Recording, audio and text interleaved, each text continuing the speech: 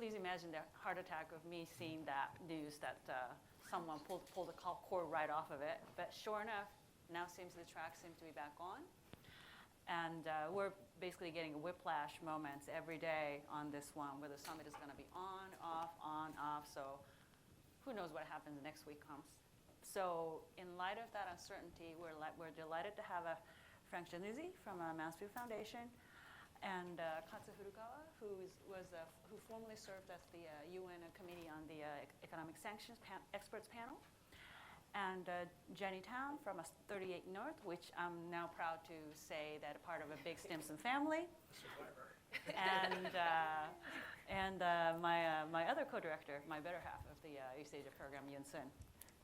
So what I'm going to do is I'll first open the conversation with these four people by asking very, very brief question. I want this to be more of a dialogue rather than each of them giving 10 minutes presentation each. So I want this to be fluid and get moving. So I think let me start with you, Frank, by asking, can you walk us through from your mind, if the Trump-Kim summit happens in Singapore, what's the good outcome, what's the bad outcome, and what's the really ugly outcome? Thank you for the question, and thank you for the invitation to be here. I will answer your question. I will briefly set the scene by saying it's really important to understand how we got here. And I think we got here because of three strategic changes on the peninsula. The first is President Moon Jae-in being elected progressive in South Korea and reaching out to North Korea as a #1 agenda item for him as president. From May of last year until May of this year, it's been his top priority. And he is known and trusted by the North. The second big change is Kim Jong-un. He has consolidated political power in North Korea. He has assassinated his half-brother. He has eliminated rivals. He has promoted his followers across every county in North Korea and the Korean Workers' Party. He's elevated generals to senior ranks who he trusts. And he has also consolidated a limited nuclear deterrent. And so he is feeling much more confident today than he was even 12 months ago. And the third main strategic change is Trump and his maximum pressure campaign. And he deserves some credit for changing the dynamic on the peninsula, but unless we understand those previous two strategic factors, we are at risk of really misunderstanding what's driving this whole process. So as Joe Yun, a distinguished fellow now at the Mansfield Foundation, likes to say about the summit, he says there's a good bad outcome, there's a bad outcome, and there's a catastrophic outcome. So wow. the best we can hope for is what he calls the good bad outcome. The good bad outcome is that the two leaders sit down and agree to the basic principles, denuclearization and peace, hand in hand, in some kind of a phased reciprocal plan of action. But the end goal will be clear.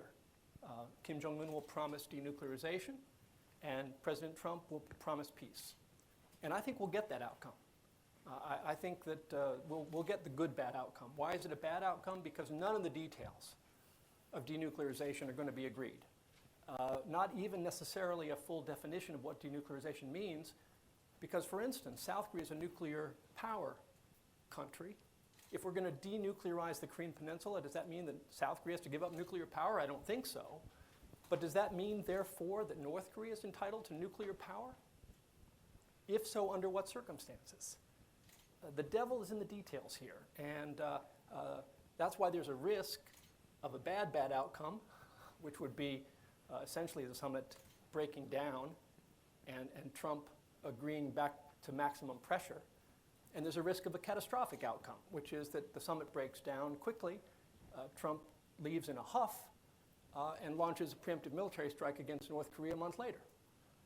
So I think we should be aiming for the good bad outcome, which will set in motion a process that hopefully won't break down before November of this year, because it can't for political reasons, and sets in motion a difficult negotiation that hopefully will bear fruit.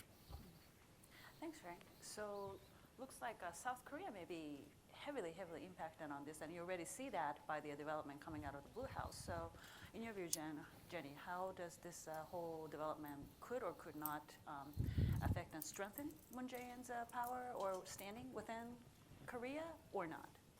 Walk us through that a little bit. Well, yeah, obviously, well, first of all, thanks to the Stimson Center for taking us in. We are the survivors. But obviously, South Korea has a lot at stake here, and Moon Jae-in has invested a lot of personal capital into this process as well. As Frank said, this is one of his top agenda items. It was one of the first things that he wanted to do.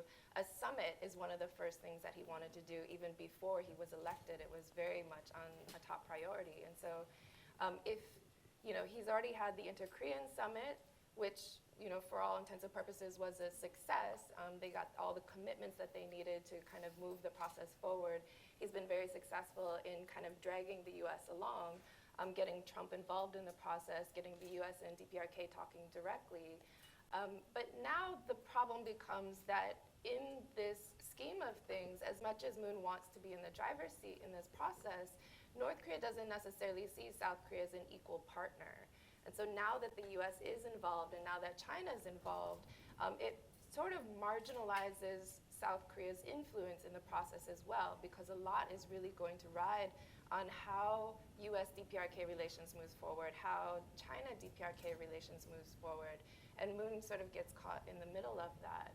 And I think there's another fear. So if this doesn't work out well, there's going to be huge repercussions for Moon Jae-in, for his personal reputational capital, because he put so much into this, because he's invested so much money and so much resources on this as well, to the detriment of the domestic issues. And so you start to see this when President Trump suddenly canceled the Singapore summit. You did see the opposition parties, the conservatives, start to come out very quickly and very hard on Moon Jae-in, sort of accusing him of sort of wasting the time and resources. And you're going to see more of this the harder the process becomes, and the more hardline North Korea gets towards South Korea, even on the inter-Korean agenda, because it still doesn't solve the domestic issues, which especially the younger generation is really going to be pushing for, is in terms of jobs, in terms of all these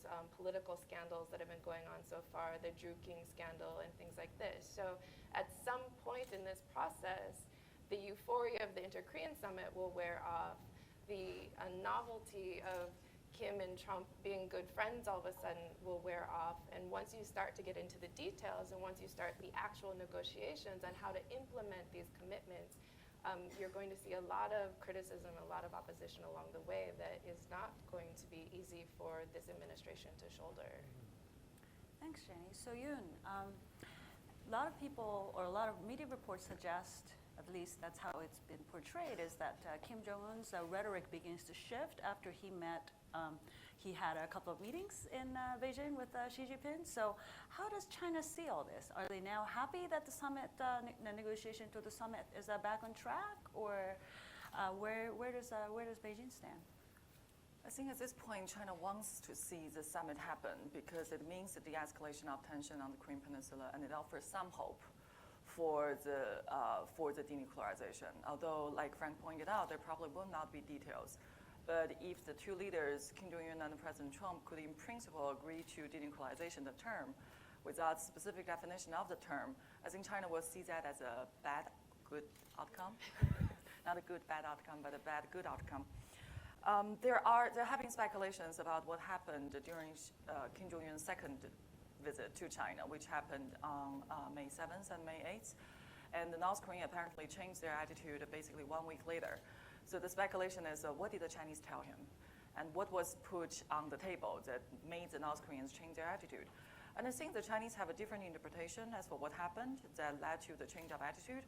And they definitely point out to the Libya model, as referred to by National Security Advisor John Bolton, as a key reason that led to the change of heart or the change of tone by the North Koreans. Yeah, I'll stop there. Thanks. Okay. So finally, Japan seemed to be the outlier in all this. There are lots of news reporting how Japan feels marginalized, and now I think it was in yesterday's Voice of America that their Prime Minister Abe may try to have a face-to-face with President Trump before this Singapore summit, if it is indeed happening. So, KATSU, where do you think Japan stands on this? Are they really marginalized, or are they more? Do they have a more quiet and invisible role in all this? Mr. Abe was the only leader in the world who supported President Trump's decision to cancel the summit last week. I'm sure that whatever decision that President Trump may make in the future, Mr. Abe will support. But to be honest, I think there are not a small number of Japanese people or experts who are concerned whether President Trump understands the issue that he was talking about. When Mr. Trump rejected the idea of the so-called Libya model in front of Mr. John Bolton, it appeared to us that he was more talking about bombing against Libya rather than Libyan denuclearization. I'm not quite clear. It wasn't clear to us whether he has precise understanding of what Libyan model is about. Frankly, other sanction experts, I'm concerned about the oversimplification of the concept of the Libyan model. Libya had only known to have acquired 22 centrifuge, and they attempted to procure a huge number of parts and spare parts. But at the end of the day, they only ended up by completing one small cascade, which consists of 9 centrifuge only. But when it comes to nuclear, we are talking about a country which appears to have procured at least thousands and likely over 10,000 centrifuges or their parts. So the scales is totally different. And this is only about centrifuge, HEU, highly enriched uranium program. We have plutonium, we have a whole range of ballistic missiles, chemical weapons program, biological weapons programs. We have no credible information, but they have the capabilities. So when we talk about Libyan model, that rewards comes after the so-called CVID, complete, verifiable, irreversible disarmament. We were just talking about the scale of 9 months. The intensive part of Libyan disarmament process took only 9 months, from January through September of 2004. But in the case of North Korea, I'm not aware of any experts who are expecting to see their intensive parts of disarmament to be completed in less than 5 years. Their disarmament period may take over more than 5 years. Maybe President Trump may not be there, and I'm sure Prime Minister Abe will not be there. So how do you assure Mr. Kim Jong-un that, we're going to reward you after all disarmament process? And I'm sure that my successors, and by the way, U.S. Congress, in the future will also carry on this commitment. I think it's a very big pill for Mr. Kim Jong-un to swallow. One thing that people completely forget about is, I hear so many concerns about, North Korea's proposal of step-by-step approach, enabling North Korea to engage in this salami slice cutting negotiation techniques, and we should be concerned about that. I fully understand that, but there's a significant difference about the situation surrounding North Korea today and 10 years ago. Today, North Korea is wrapped literally by layers of sanction regimes, UN sanction regimes, US sanction regimes, EU sanction regimes, and other regimes.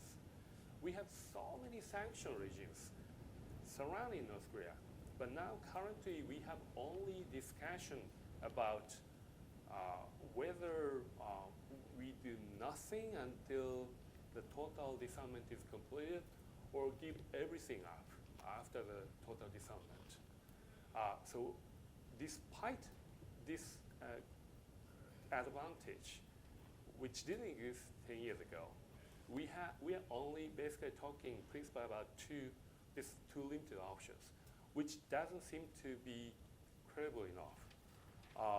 If you're concerned about salami slice cutting negotiation technique by North Korea, we can do the same if we wish to when lifting sanctions. And also the issue is not only about lifting neutralize North Korea's existing WMD related program and facilities. It is, we also have to ensure long-term monitoring to prevent North Korea from resuming WMD program, utilizing the capabilities they have already acquired, and also non-proliferation. For South Africa, it 19 years, almost 20 years, for IAEA to certify that South Korea is certainly committed to non-proliferation. And Iraq, U.S. George Bush administration ran through Iraq, the Iraq Survey Group, which consisted of 1,400 experts supported by military. And it took almost less than 2 years only to prove that there is no WMD stockpile existing in Iraq. So we have to be realistic about the scale we are talking about when we about North Korea's WMD program, and also a long-term commitment that will be required for us. If we are to lift all sanctions after intense disarmament period, we might expect to see revival of the recent play of Iraq sanctions. We don't want to have, Iran sanction, Iran nuclear deal, Iran comply with the deal. But Trump administration is not happy about ballistic missile program and also other activities associated with Iran, which were incorporated in the previous UN sanction regimes, but discarded in the Iran nuclear deal. So we have to have more long-term, comprehensive perspective when we are talking about, and let's be pragmatic. That's my sorry. That's a really good point, and then I think it's rare to hear all these complexity that this the sanction regime that we just kind of categorically uses. So so in the time span of KATSU is talking about, it looks like the only leader who is physically or technically being able to commit to such a long-term process is President Xi Jinping, because he doesn't have to worry about election, and given what happened in China last year. So my question to you is, do you think Xi Jinping would be, President Xi Jinping would be comfortable supporting such a complex denuclearization program that is long-term, even if it's like step-by-step, talking about lifting of a various layer of sanction as North Korea does A, B, C through probably Z minus. Do you think China is ready to support something comprehensive and long-term like that when it comes to, if it means that it will provide the stability on the Korean Peninsula, which I think you would agree that it is in China's strategic interest? Yes, stability is in China's interest, but then the question is, China has three proclaimed goals coming to the North Korean nuclear issue. There's peace, there's stability, there's denuclearization. If China really wants these three goals, then China should support unification led by South Korea, because it will be stable, it will be denuclearized, and it will be peaceful. But I think the issue here is, for China, it's not just a technical issue of denuclearization, it's also a political issue, that what it will look like, and what are the political agreements associated with denuclearization. Frank talked about the peace regime, peace treaty, or peace mechanism. What role will China play? Like in the Banmanjung Declaration, it mentioned either a North Korea, South Korea, United States three-party, a trilateral mechanism, or a quadrilateral mechanism that includes China. And I think for China, the trilateral is not an option. Quadrilateral is the only option. That any deal that will exclude China will not be welcomed or supported by Beijing. So I think the politics is a key here. So in light of that, and also given the complexity of the long-term nature and the comprehensiveness of the sanction, and our president and South Korean president seem to have a lot shorter tenure in the office. So I guess, for lack of better words, do you think both leaders, when they talk about the denuclearization of North Korea, is this something that they are thinking that they're heading into, something that this complex and that takes this long time? And even then, at the end of the road, we could see what happened after what we saw in the agreed framework. Back then, North Korea's program was so much more limited in scale, and we thought we got there in terms of dismantlement of that program, or freeze of that program, if you will. But then only about 10 years ago, 10 years later, it just got popped back up, and there's always that risk. So just quickly get your point for South Korea and then also U.S. side.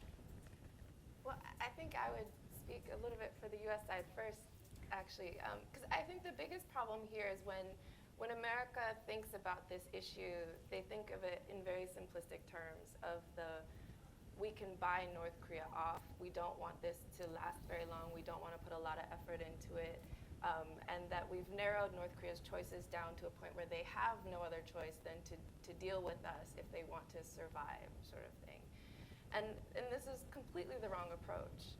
And I think this always happens is that when we talk about either Korea, a lot of times we couch it in big power politics and out of the filters of big power politics, and not actually and really discounting the actual strategic interests of the Koreas themselves. And so when North Korea is approaching this process, it isn't just about denuclearization. It's not just about the nuclear weapons. It's not just about sanctions. You can't just buy them off because, again, they don't trust the U.S. They've seen the cycles run. They've seen deals fall apart as far back as the agreed framework, which was working, that could have been renegotiated at a time when it could have made an impact. To as recently as the Iran deal, even if it's a multilateral agreement that is working and is proven to be working, that the U.S. can still walk away. And so I think when North Korea approaches this process, they're looking more for a fundamental change in the political relationship, and that's part of denuclearization. It's not just getting quick rewards, and security guarantees mean nothing on paper in an agreement until they've had some time to, again, be played out and to have a consistent pattern over time and to show that this is a fundamentally different political relationship in order to take those bigger steps of actually dealing with the core of their backup plan, of their nuclear deterrent. And so I think when South Korea approaches this, again, Moon has 5 years. We don't know who the next president is going to be, and we've all seen how drastically the policy can change from one administration to the next. And so it would be very difficult also for North Korea to believe that whatever happens in this administration can last to the next administration as well, unless Moon really starts to work now on gaining that political buy-in from the opposition party in South Korea, which so far he's spent no time on. And has actually tried to sort of silence in the process so that it looks like there is greater buy-in than what there is. And I think these are fundamental problems that will make denuclearization even more complicated because North Korea also knows the dynamics of this and will hedge in that process. What do you think, Frank? Just building on excellent remarks by Jenny, and KATSU as well, there's both a practical problem for the U.S. and a political problem. The practical problem, as KATSU has laid out, is that the best experts, including Sig Hecker, who's just released a really fantastic report out of Stanford, estimate that between 5 and 15 years, I think Sig Hecker estimates 15 years necessary for denuclearization to be accomplished inside North Korea. I think it's a very realistic estimate, and you don't take my word for it. Sig Hecker knows more about plutonium than any other person on the planet. He was director of Los Alamos Nuclear Laboratories, and he wrote his report with Bob Carlin, who knows more about the North Korean political scene than any other person on the planet. And it's a very carefully done study. And they're saying 15 years for denuclearization. So the Bolton-Libya model is completely unrealistic. And for North Korea, the problem is Kim Jong-un's span in office, he hopes, is 40 years. But he knows damn well that Trump has only got, the next, I think Trump's counting on 3 terms, after he amends the Constitution. But even he is going to be out of office in 11 more years.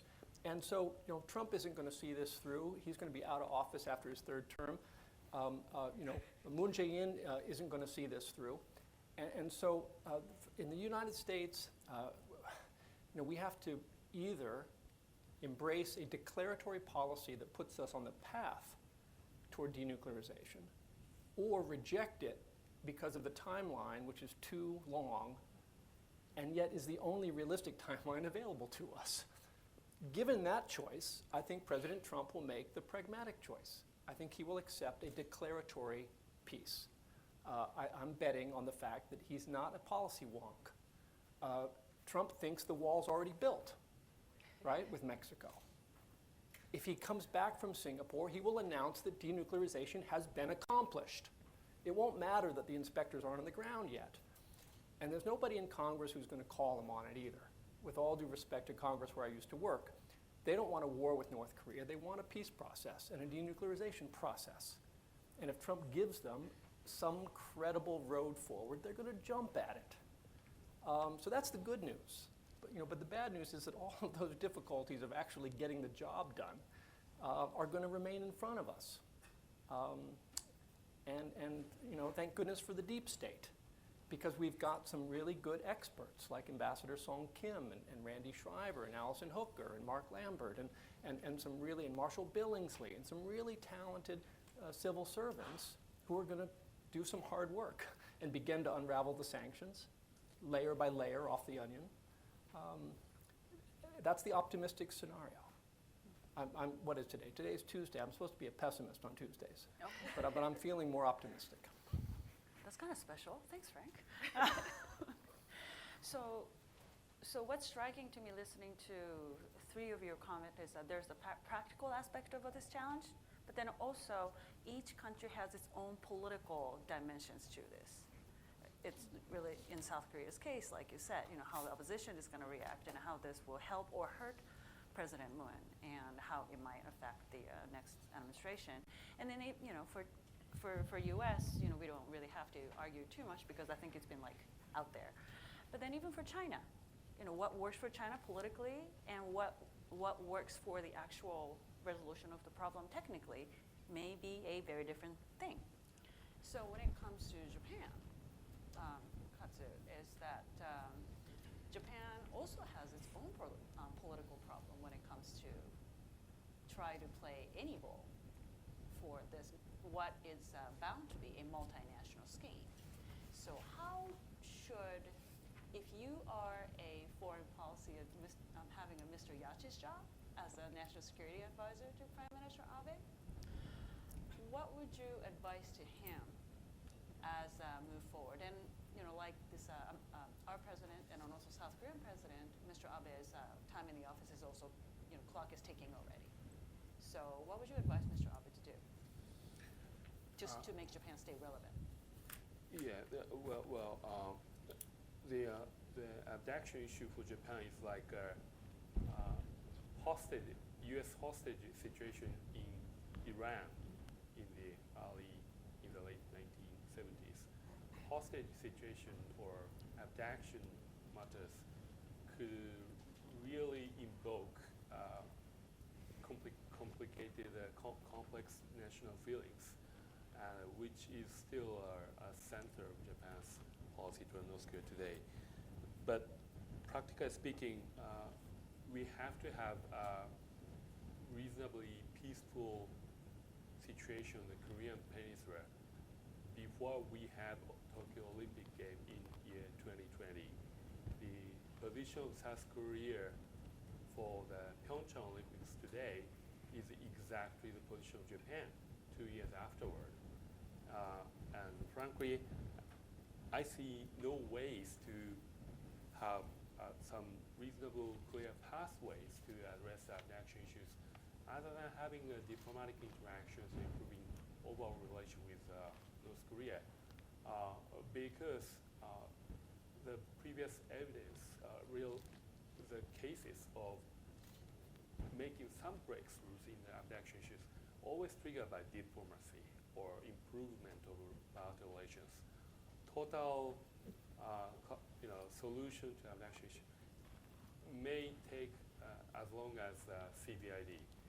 But as Jenny stated, first of all, we have to have North Korea, US, or Japan, has to build trust. It didn't exist until just last week, right? Maybe not today as well. It takes time to build trust, but let me just cite the lessons learned from the Libyan experiments in the words of Ambassador Robert Joseph. It was Ambassador Joseph who negotiated with Iran, Libya, to abandon its WMD program. Not Mr. Bolton, but Ambassador Joseph listed several key lessons learned, which included saving face of Colonel Gaddafi and clearly presenting the future way, which is win-win situation. If Colonel Gaddafi appears to be coerced into abandoning WMD program, that would totally destroy his political basis and endanger the Libyan politics as a whole. So this was one of the key lessons learned from Libya. But look at what we are doing to North Korea. Shouting between U.S. president and North Korean leader, and threatening the use of force against North Korea. The moment when political leaders made such statement, it shouldn't be called as a Libyan model because it's quite different. So trust building really matters. But when, as Frank stated, the details matters. For example, in building trust, we have to, at some point, start lifting sanctions.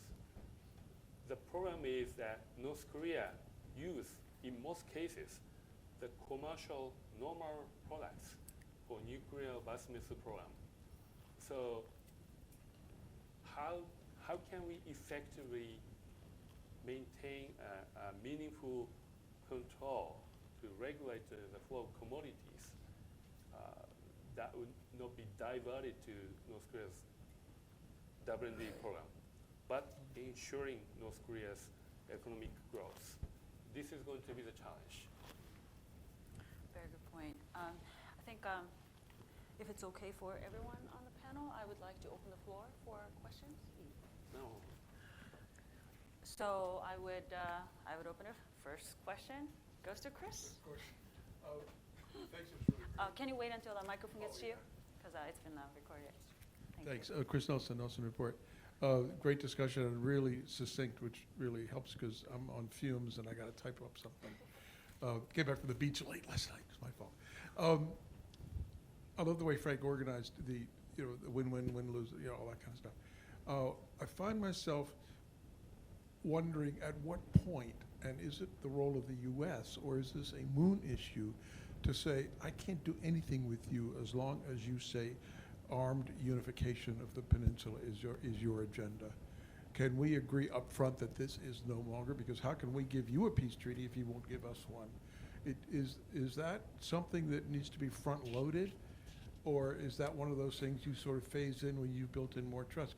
Because the analogy is like, we get really upset with how the Iran thing has been handled, but then every time you get really upset, one of the Ayatollahs says Israel's going to die in a sea of fire tomorrow because they're all awful, which just cuts everybody off at the knees in terms of dealing with the Iranians.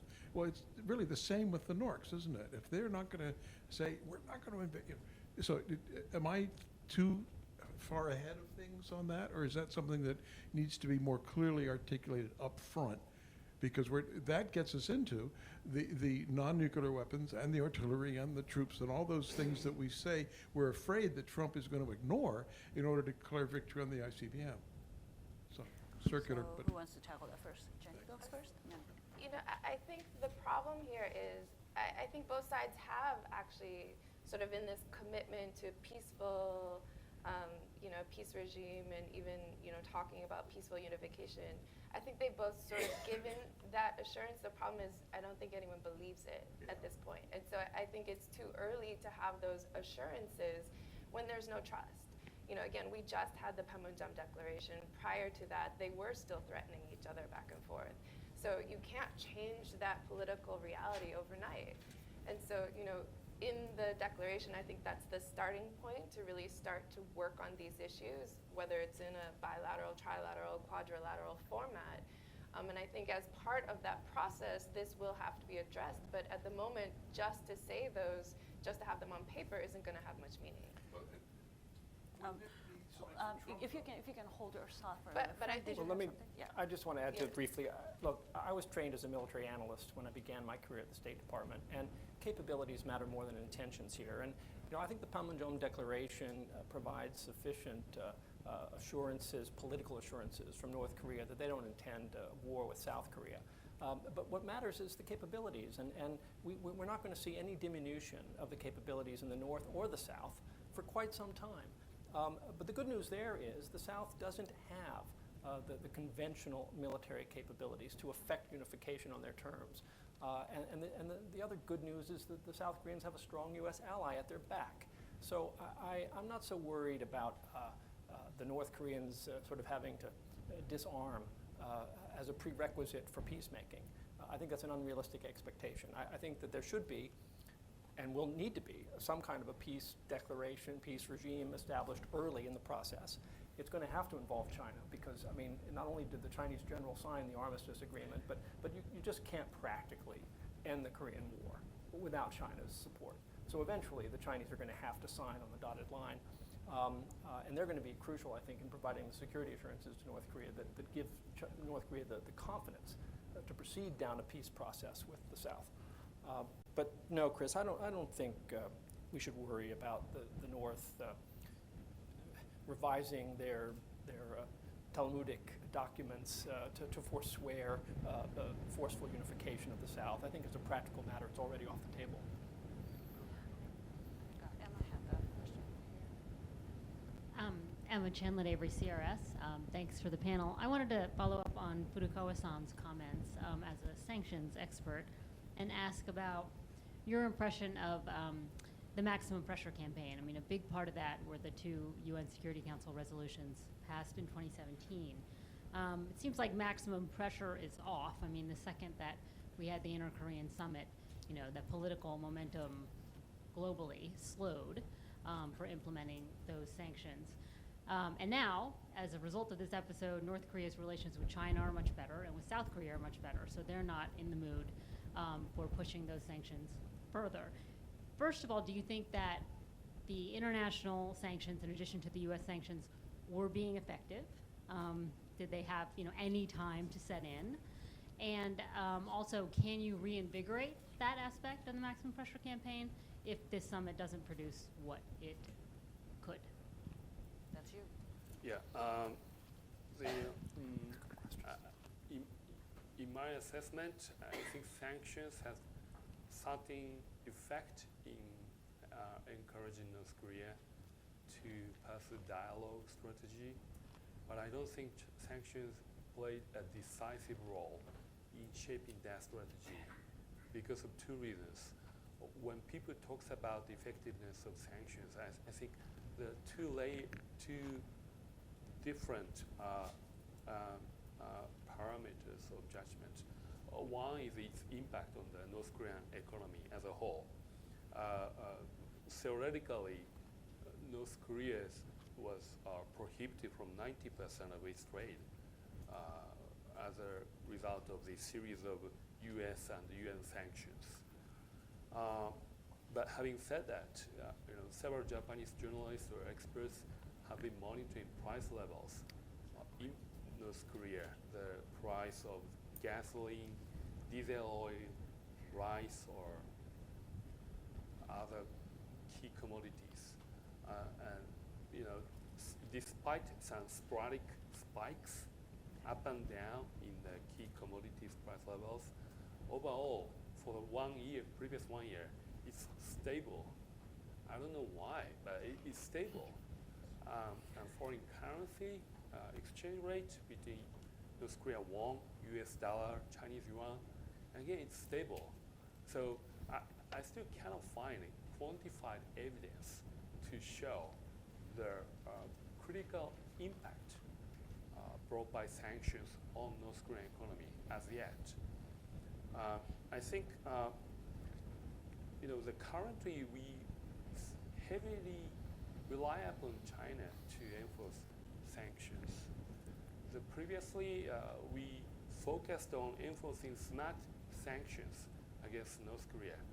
Smart sanction is about the target sanctions, target the fund, people, and goods and service relating to WMD.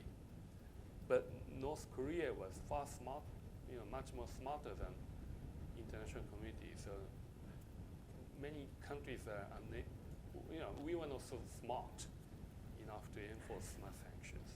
This is the reality. So currently, let's imagine a huge pipe in which lots of economic activities just go channel through between North Korea and the external world. The pipe have many loopholes, and from there, many funds or goods diverted to WMD programs. There are so many loopholes. Because China is currently constraining the entire flow, so the amount of water leaked from the pipe appears to be small. But once this, the overall flow levels return to the previous volume, then again we will have the same problems. North Korea has been, their agents connecting to the WMD programs or illegal procurement activities, money laundering. They are still there around the world. North Korean national living in a luxurious apartment in Kuala Lumpur, they are still there. I don't know why. North Korean agent of Reconnaissance General Bureau possessing Cambodian passport and traveling around the world, and no government stops these people's activity effectively. So, regardless of the dialogue, the international community has never been good at enforcing effective sanctions. So, this relates to the future of the non-proliferation regime. It's not only about North Korea, but how do we control the risk of diversion of many commercial commodities or technologies for WMD programs? No countries in the world have been good, and I see no good examples of addressing this challenge, and this is going to be an issue. Professor Steinberg had a question back there, and then I'll go to Kevin next. Thank you, David Steinberg, Georgetown Emeritus. This is basically for Frank. Supposing Mr. Kim, who says that you cannot guarantee of a post-Trump era that the United States would agree with this agreement, whatever that agreement is. He may say, we need something from the Congress, which would guarantee, basically, the agreement will continue in the post-Trump era. Given the human rights situation in North Korea, would the Congress agree? Wow, David. Yeah, I mean, I served for 15 years on the staff of the Senate Foreign Relations Committee, and I worked closely with Senator Brownback on that committee to help draft the North Korean Human Rights Act. And Amnesty International, I worked to try to shine a spotlight on North Korea's grotesque human rights abuses. So it's an issue I care deeply about personally. I think this may be one of those only Nixon can go to China moments with respect to Trump and a North Korea deal. I think, frankly, it would be inconceivable to me that a Republican-controlled Congress would approve any deal that Obama could have negotiated with North Korea for precisely the human rights issues and other issues that you have raised. But I think that with President Trump in control of the White House and with Republicans in control of the House and the Senate, that they will set aside those concerns if President Trump asks them to. And you know, as a Democrat, I can either choose to whine about the unfairness of that, or as an American, I can choose to celebrate the fact that the United States and North Korea might be able to put themselves on a path toward peace, which is the only path that can eventually lead to improvements in North Korea's human rights situation to begin with. So I think we need to keep our eyes on the ultimate objective. There's nothing about North Korean human rights that's going to improve in a situation in which it is in a bellicose adversarial relationship with South Korea and the United States. That I can assure you.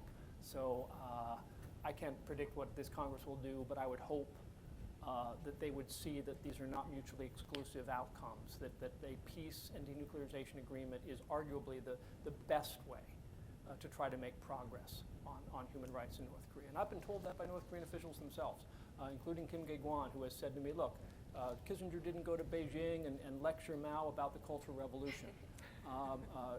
He made a strategic opening, and you all addressed the human rights issues later. Now, frankly, I kind of wish that Kissinger had mentioned the fact that there were 30 million Chinese imprisoned in Laogai camps at the time that he visited, but he didn't. And I think that Trump will probably finesse this issue with the Congress.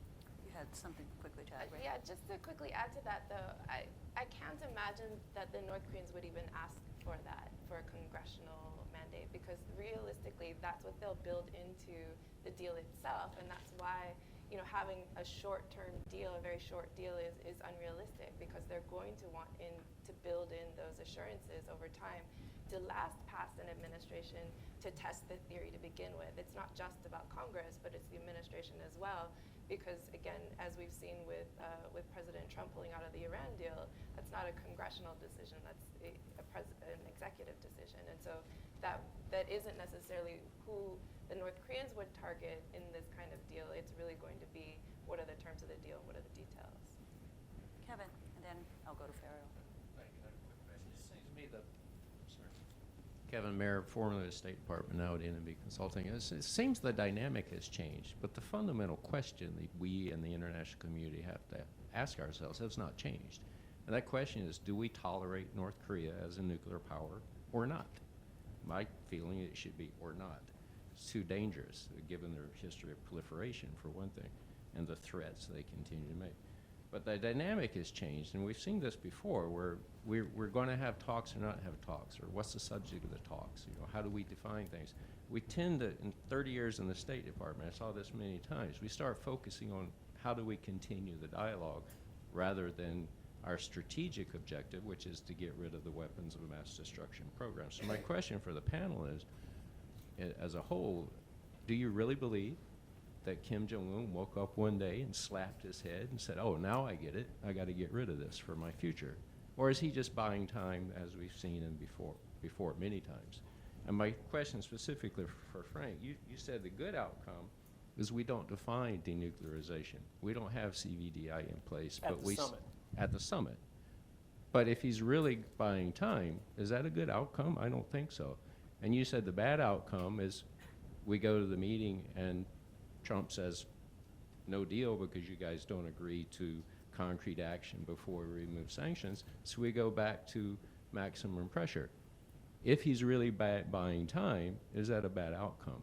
And one last quick comment about Japan. I think this notion that Japan's marginalized, people are overlooking some things that's going on in the sanctions. Japan played a key role in getting these sanctions in place, including sanctions towards China, pressure on China to go along, and also an implementation.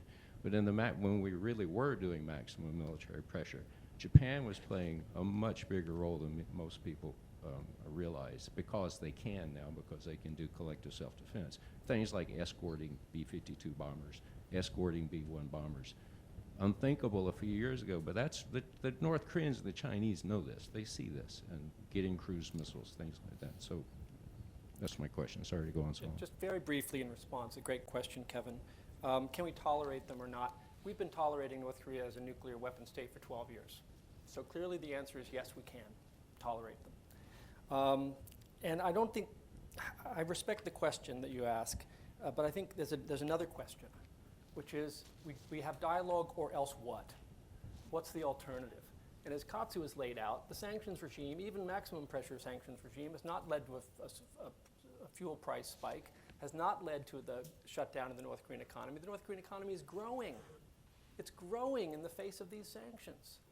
So unfortunately, the or else what question, to me, drives my support for a flawed, imperfect engagement process that will, without question, allow North Korea to sustain some level of WMD activity for years. I think that you're right in your bleak assessment of where North Korea is headed. I don't expect that Trump will be able to negotiate a deal as good as the Iran deal. The Iran deal, by reference, the Iranians gave up 95% of their highly enriched uranium up front. Now, does anyone in this room think that Donald Trump is going to negotiate a deal that good with North Korea? I doubt it. If he does, I'll eat my shoe, but I doubt it very much. So I wish we had a better outcome, Kevin, but I don't see a good choice. We're choosing among bad choices.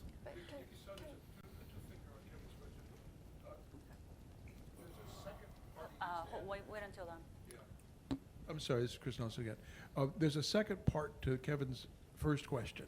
You know, did Kim wake up one morning? You know, Spencer Kim has put in the Post and has put in long messages to me that I've run, saying that's not what he woke up one morning. He woke up one morning saying, I can trade my nukes for the economic assistance and the peace treaty I want. Now, that's how people who think they know the mind of North Korea phrase it. Not that he woke up one morning and said, okay, nukes are dangerous for me. It's I can use my nukes as collateral to get the economic stuff that I want. You know, Jenny's shaking her head, you know, and I think she's right. But Spencer and Tony Namkung and, you know, that crowd, they're telling me, oh man, this guy is different. He's going to make that deal. I want Where Jenny's are we opinion now? on this, but let me say that Biden taught me that if I didn't know the answer to a question, I should say I don't know. So I don't know. So before I'll let you go, and then I need to get to Farrell. So go ahead. You know, I think the problem here is what is the nature of the dialogue? Are we talking, or, you know, will they denuclearize? Can we tolerate that or not? The question is really, has the U.S. really tried to address the core issues to get North Korea to be in a space where they felt like they could give up their nuclear weapons? And that's really never happened. You know, we keep going back to this, we can buy them off, we can buy them off, we can buy them off, assuming that they don't have, well, but assuming that, you know, that they don't have larger strategic interests in this. And that, I think, has always been the problem when we approach the deal. We don't have the patience to get the 90% up front because that took 12 years to negotiate. We want this to be quick. We don't want to spend a lot of time on it. We don't really care what they think because we project on them what we think they want in this process. We know they're poor. We know they have, you know, limited access to resources. We assume a lot of things about, and there's probably some truth to it. But in the meantime, the North Koreans over and over talk about, you know, the core issues. It's not just again, on paper, a security guarantee saying you're not going to attack us, but it's a broader political relationship. They want the legitimacy, they want the assurances, they want the sort of normal relations. And the question is are we willing to give them that in order for them to denuclearize? And I think that's always been the tensions between these arguments is that we're not willing to go there, but those are their core strategic interests. Before going back to, I know, Kevin, you have a second, 2 fingers, but we have about a minute or 2 left in this session. So let me get to Farrell for the last question, and then I would just go back to our panelists for the final last words, or 2 or 3. Fariel Saeed, independent consultant and recent refugee from the State Department. Quick question. So my big concern with all of this is that the Trump administration and President Trump himself will lose interest in these negotiations if there are not big achievements between now and the midterm elections. So if that happens, and this is for you, Frank, if that happens, who is going to continue with this process once the president has sort of let the genie out of the bottle and met with Kim Jong-un, which is an historic thing for any U.S. president to do? So that's one thing. The second thing that keeps me up at night is that I don't think that the U.S. and China share the same perspective on what the elements of denuclearization of North Korea actually entail. I don't think that they have the same understanding of what the elements of a peaceful nuclear program in North Korea would be. So how do we arrive at that kind of understanding with the Chinese? I'm going to ask That's Yun Sun to take the Excellent China takeaway. question, and I'll say that in the unlikely event that President Trump removes himself completely from the DPRK issue after the summit, we should count ourselves blessed. So Yun, since especially to the because one of her second question was about maybe U.S. and China same bit different dreams when it comes to the word denuclearization. 2 quick points. I think you're right. U.S. and China do not share the same definition or the same perspective, even the future of the Korean Peninsula in particular. That when the Chinese made the reference, it's about the denuclearization of the Korean Peninsula. It's not the denuclearization of North Korea per se. And there are also technical differences as for what that really constitutes. And essentially, the Chinese future question is that what is essentially going to happen to the U.S.-South Korea military alliance? Is that will still be in place? If North Korea is in a peace treaty with the United States, does the legality of the alliance still stands? So I think that's one issue. And the other issue is that we hear a lot of this linkage that China is making the linkage between the broader U.S.-China relations and the issue of what China's position on North Korea really is. And I do see that from both sides, because remember a year ago, President Trump's position was that if China cooperates with us on North Korea, the trade deal they're going to get is much better. Guess what? 1 year later, it's not that much better. So for the Chinese, they feel there's a strong sense of grievance and unappreciated that China did deliver on the sanction on North Korea, but the trade deal is as bad as they can imagine. So I think there is a transactional issue here that both sides are avoiding to talk about, but it's there. So let me go back to then Jenny and then KATSU for whatever the final thought that you want to share, the things that you left unsaid that you were dying to say today. I think I said a lot. I think we are in a space now where I think a lot of the media is focused on will he or won't he in terms of the summit itself, and I think the bigger question should be, are we really close to having this understanding on the substance rather than just on the pomp and circumstance? And I think that's where I think Moon Jae-in, as much as he's been instrumental in starting this process, I think now by trying to encourage the process too much, has put too much pressure on it and has sort of backed us into a corner. And is almost, now by saying all these messages coming back from Kim Jong-un and by raising the expectations and by, cozying up to Trump and playing to his ego, I think is actually undermining the process and making it more difficult. And I think we really need to tamp down the expectations of what, if we have a summit, it's going to accomplish. And that, if we have it because we do have the framework of a deal and the outlines of a deal, not just to have it because it's going to be historic. And I just want to revise my flip answer. Look, what I'm trying to get at is that this summit has happened bottoms to tops. That is to say, top to bottom. It's absolutely backwards of a normal summit. And so you're going to have the top leaders meet. Normally you would have had careful preparation all the way up to the top. What needs to happen after the summit is for Trump to get out of the way and to have it filter back down so that all the details can be worked out, not by Trump, but by people who are competent to do the job. And then with respect to sort of, where we're headed, I would hope that the administration would therefore have the patience, necessary to see through the tough work that's going to be ahead. And I agree very much with what Jenny said. The United States in this situation, we have an opportunity with Kim Yong-chol coming. This is the most senior person to come to D.C. since Marshal Jo-myung-nok 18 years ago. And that Jo-myung-nok-Clinton agreement remains to this day the preferred North Korean state of relations between the U.S. and North Korea. That Jo-myung-nok, I would urge people to go back and read it, but the Jo-myung-nok-Clinton joint statement lays out the totality of what North Korea is trying to accomplish this round. And I hope that Kim Yong-chol's visit will lead to something comparable to the Jo Myung-nak joint statement. They're not going to issue a joint statement, but that's where we should be, I think, aiming for. Katsu, since you traveled all the way from Japan just for this, I'll give you the last word. Thank you very much. Two points. The North Korea was not supposed to be our most important security challenge. Particularly from Japan's perspective, the most significant security challenge relates to China, because China is trying to rewrite the international rule. Originally, we are not supposed to spend so many resources for North Korea.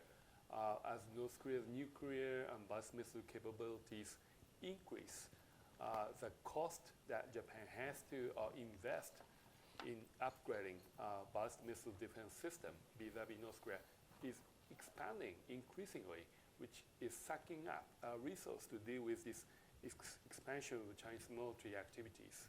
So we have to find a reasonable way to maintain this North Korea's WMD programs before our focus on China is not neglected, but we need sufficient space to cope with China. But in this regard, I'm always concerned about the U.S. government, because to me, it appears to me that the U.S. government is always in love with Iran more than North Korea. In 2015, when I was in the UN DPRK panel, myself and my colleagues are really happy because of the Iran nuclear deal. Now, Obama administration will focus on North Korea finally. But now again, you guys are opening up this Iran nuclear deal, and when you in the operational reality on the ground of enforcing sanctions, the resource allocated for Iran and resource allocated for North Korea is trade-off relationship. So I hope U.S. government will continue to pay attention to North Korea, so it's not going to be much bigger problem in the near future. Thank you, Katsu. Well, you all noticed the CIGS banner, which is Canada Institute of Global Studies. Everybody, whenever the banner's up, everybody's so used to see either Kenjimbo or Kunimiyake, but CIGS wants to change things up a little bit. And actually, they run the crisis simulation about 3 times a year. They picked up the North Korea scenario, and it was very interesting to see, listening to all these panelists, all those scenarios played out. And obviously, it's a Chatham House rule, so I cannot get into the details. But KATSU also played a critical role shaping that whole flow of the game. And it was just fascinating that all these great questions that was raised, all these points that they made by the panelists, they all came up in one shape or form. And it's very interesting, even if everybody that plays the game is Japanese, the minute you assign them to the team, within 5 minutes, they assume the personality of the country that they're assigned to. And it's just a very fascinating thing to see. But then I would also like CIGS, in the absence of Kuni and Ken, to let Katsu share his thought about it. We thought he was the best person to do so because it's North Korea. And like I said during the session, we often don't get this technical difficulties. We don't, I think, frankly, give enough appreciation to that. So thank you for traveling all the way. And thank you to all our remaining 3 very talented panelists. This is, I think, the best panel that I've had on this one. I really enjoyed the conversation. I hope you all did too. We keep, especially now that 38 North is part of our Stimson family, we can almost guarantee that we're going to see more North Korea related stuff going. So thank you for coming, and session's adjourned. Thank you, everyone. Thank you.